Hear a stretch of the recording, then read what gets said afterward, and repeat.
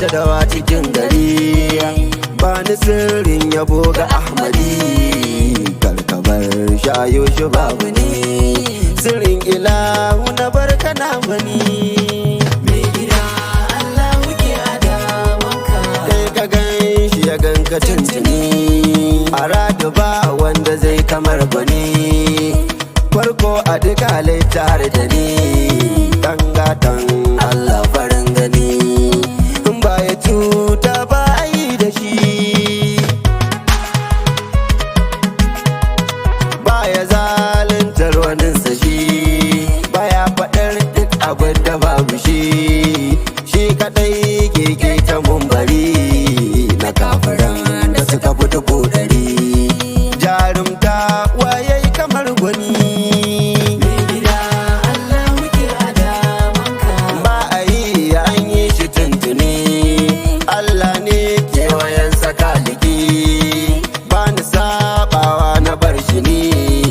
Zuciya ta sidi takace, jinin jiki zo ka barar kace.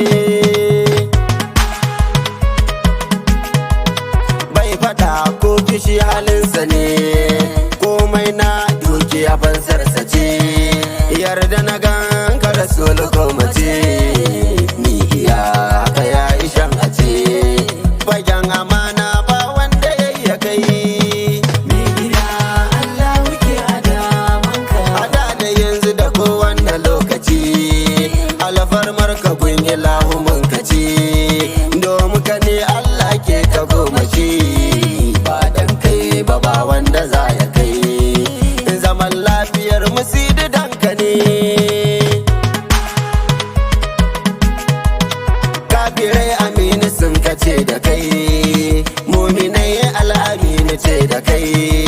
Mala'iku ma kafi su sai da kai, a annabawa ba wanda ya kai.